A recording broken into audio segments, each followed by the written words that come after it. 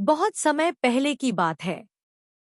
सत्यपुर नामक एक छोटे से गांव में रघु नाम का एक युवक रहता था। वह देखने में हट्टा कट्टा था, लेकिन बेहद आलसी और मुफ्तखोर था। मेहनत करना उसे बिल्कुल पसंद नहीं था। उसे हमेशा यह लगता था कि काश कोई जादुई तरीका मिल जाए जिससे वह बिना मेहनत के अमीर बन जाए और जीवन भर आराम से रह सके। गांव के बाकी लोग मेहनती थे। वे दिनरात खेतों में काम करते, मिट्टी से सोना उगाते और अपनी रोजी रोटी कमाते। लेकिन रघु का मन इन सब से हटकर था। उसे मुफ्त में चीजें हासिल करने की आदत थी। अगर किसी के खेत में फल लगे होते तो वह चोरी से तोड़ लेता। अगर किसी के घर शादी या उत्सव होता तो बिना बुलाए वहां जाकर खाना खा आता। धीरे धीरे उसकी यह आदत पूरे गांव में मशहूर हो गई। लोग उससे दूरी बनाकर रखने लगे और उसे मुफ्तखोर कहने लगे। लेकिन रघु को इससे कोई फर्क नहीं पड़ता था। वह हमेशा नए नए तरीके खोजता रहता कि कैसे बिना मेहनत किए कुछ हासिल किया जाए। एक रहस्यमयी साधु और जादुई घड़ा।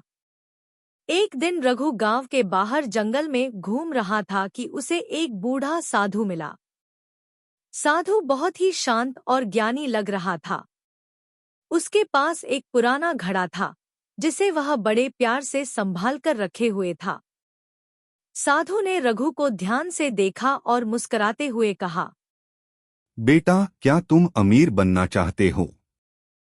रघु की आंखें चमक उठीं। उसने जल्दी से साधु के पैर पकड़ लिए और बोला, मुझे वह रहस्य बता दीजिए महाराज। मैं हमेशा आपका आभारी रहूंगा। साधु ने गंभीरता से कहा, यह लो, यह एक जादुई घड़ा है। इसमें जब भी तुम कोई चीज डालोगे वह दोगुनी हो जाएगी। अगर तुम इसमें एक सोने की मोहर डालोगे तो 2 निकलेंगी। अगर 2 डालोगे तो 4 निकलेंगी। रघु की खुशी का ठिकाना नहीं रहा। उसने साधु को धन्यवाद दिया और खुशी खुशी वह घड़ा लेकर घर आ गया। रघु ने जल्दी से अपने पास रखी एकमात्र चांदी की मोहर उस घड़े में डाली। जैसे ही उसने घड़े में हाथ डाला, उसकी मोहर की जगह 2 चांदी की मोहरें थीं। रघु की खुशी दोगुनी हो गई। अब उसने अपने पास जितना भी पैसा था सब घड़े में डाल दिया और कुछ ही घंटों में वह दोगुना हो गया। अब रघु अमीर हो गया था।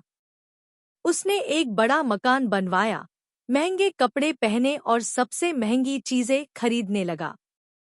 गांव वालों को यह देखकर आश्चर्य हुआ कि जो लड़का हमेशा मुफ्त की चीजें खोजता था वह अचानक इतना अमीर कैसे हो गया। लेकिन रघु किसी को कुछ नहीं बताता था। अब उसकी लालच बढ़ने लगी। उसने सोचा, अगर मैं इस घड़े में सोने की मोहरें डालूं तो मैं राजा बन सकता हूं। रघु ने शहर जाकर ढेर सारी सोने की मोहरें खरीदीं और उन्हें घड़े में डालने लगा। कुछ दिनों में उसकी दौलत इतनी बढ़ गई कि वह पूरे गांव का सबसे अमीर आदमी बन गया।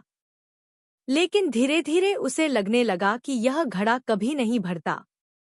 वह जितना भी उसमें डालता वह सब दोगुना होकर बाहर निकलता, लेकिन घड़ा कभी पूरा नहीं भरता था।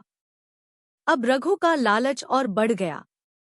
उसने सोचा, अगर यह घड़ा कभी नहीं भरता तो क्यों ना मैं इसमें सब कुछ डाल दूं। उसने अपने घर की सारी संपत्ति, सोने चांदी के गहने, अनाज और यहाँ तक कि अपने कपड़े भी घड़े में डाल दिए। घड़े से सब कुछ दोगुना निकल रहा था, लेकिन रघु की आंखों में बस लालच था।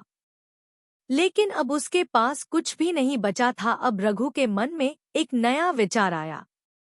उसने सोचा, अगर मैं खुद इस घड़े में कूद जाऊं तो शायद मैं भी दोगुना होकर बाहर निकलूंगा। 2 रघु होंगे, 2 गुना संपत्ति होगी और मैं अमर हो जाऊंगा। रात के अंधेरे में जब पूरा गांव सो रहा था, रघु ने घड़े के पास जाकर धीरे से उसमें झांका। घड़ा पहले की तरह खाली ही लग रहा था, लेकिन भीतर कोई रहस्यमय अंधकार फैला हुआ था। जैसे ही रघु ने घड़े के अंदर देखा, उसे ऐसा लगा जैसे कोई उसे खींच रहा है। वह घबरा गया, लेकिन लालच में उसने खुद को रोका नहीं। उसने घड़े में धीरे से अपना हाथ डाला। अचानक एक अदृश्य शक्ति ने उसे जोर से पकड़ लिया और अंदर खींचने लगी। रघु चिल्लाया, लेकिन उसकी आवाज कोई नहीं सुन सका। वह पूरी तरह घड़े के अंदर समा गया और देखते ही देखते घड़ा गायब हो गया। सुबह जब गांव वालों ने देखा कि रघु कहीं नहीं है, तो वे उसके घर पहुंचे। लेकिन वहां सिर्फ सोने और चांदी का ढेर था, रघु का कोई निशान नहीं था। गांव में यह खबर आग की तरह फैल गई। सबको समझ नहीं आ रहा था कि रघु आखिर कहाँ चला गया। उसी दिन वही साधु फिर से गांव में आया। जब लोगों ने उससे इस बारे में पूछा, तो वह हंसते हुए बोला, रघु की लालच ही उसकी बर्बादी का कारण बनी। मुफ्त की चीजों का लालच हमेशा विनाश लाता है। लोगों ने साधु से घड़े के बारे में पूछा, तो साधु ने कहा, यह घड़ा सिर्फ उन्हीं को मिलता है जो मेहनत से भागते हैं। यह उनके लालच को परखता है, और जब उनका लालच बढ़ जाता है तो यह उन्हें हमेशा के लिए निगल लेता है। गांव वाले यह सुनकर हैरान रह गए। सबक और नैतिक शिक्षा। रघु का अंत देखकर गांव के लोग समझ गए कि बिना मेहनत के मिली चीजें ज्यादा दिन तक नहीं टिकती। मुफ्त की चीजों का लालच इंसान को मेहनत से दूर कर देता है और अंत में उसे बर्बाद कर देता है। उस दिन से गांव में यह कहावत मशहूर हो गई, जो बिना मेहनत के कुछ पाता है, वह उसे जल्दी ही गवा भी देता है। गांव के लोगों ने निश्चय किया कि वे हमेशा मेहनत करेंगे और कभी भी मुफ्त की चीजों का लालच नहीं करेंगे। अंत में रघु के घर की सारी दौलत गांव के गरीबों में बांट दी गई।